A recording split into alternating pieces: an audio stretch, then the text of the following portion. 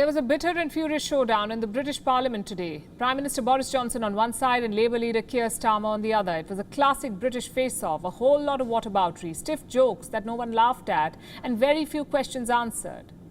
What were the two men arguing about? Who is more racist, the Tories or Labour? It's a debate that would only happen in the United Kingdom. Two major parties fighting over who is more racist. And we have to say it's a tough call. Keir Starmer fired the opening shot. He talked about the racist abuse directed at English footballers. But Boris Johnson came prepared. He whipped out a poster that was released by Labour during a recent by-election. This was the poster we're talking about. Some of you may remember. It shows Boris Johnson and Indian Prime Minister Narendra Modi together. Why was the Indian Prime Minister on the poster? Because that's how Labour does its politics. By spreading fear among minority communities, they branded Prime Minister Modi as anti-Muslim. Even Labour's own legislators disowned the campaign. And today Boris Johnson asked Keir Starmer to set the record straight. He asked him to retract the campaign poster. And since, Mr. Speaker, he's chucking this kind of thing around, could I ask him now to retract this leaflet produced by the Labour Party during the Batley and Spen by-election, which was condemned by his own MPs as dog whistle racism, Mr. Speaker? Yes, Starmer. If you're wondering whether Starmer answered the question, let me help you. He did not. He went on and on about racism in the Conservative Party, but there was no condemnation or retraction of this poster. Talk about double standards. Racism is not a matter of perspective. It is a reality. But Labour doesn't agree. For them, scaring Muslim voters in Britain is not racism. Using them as a vote bank is not racism either. Neither is mudslinging foreign leaders for domestic political gains. But racism is alive and thriving in the Labour Party. We are not the ones saying it. Their own Member of Parliament is. This is what Labour MP Navendu Mishra wrote last month.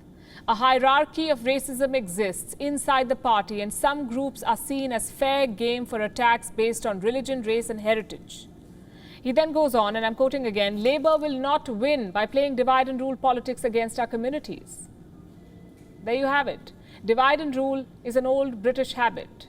They did it to colonial subjects around the world, and now they're doing it to their own people, it seems.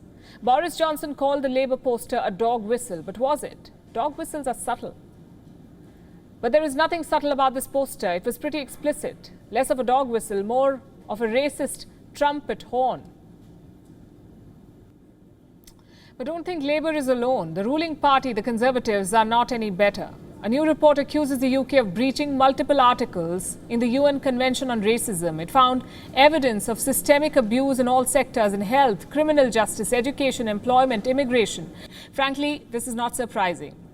We are talking about a society that abused a 19-year-old boy for missing a penalty. What do you expect? This report squarely blames the UK government for making things worse. During the first matches of the Euros, English fans booed off their own team. Why? Because they took a knee against racism.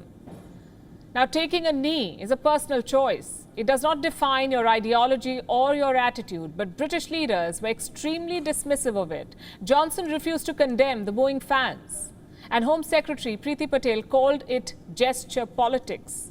So English players are now accusing their own government of stoking the fire.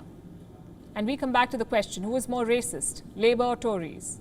Well, we can debate this all day, but frankly, we're asking the wrong question because racism in Britain transcends the political divide. The campaign poster is one manifestation of this racism.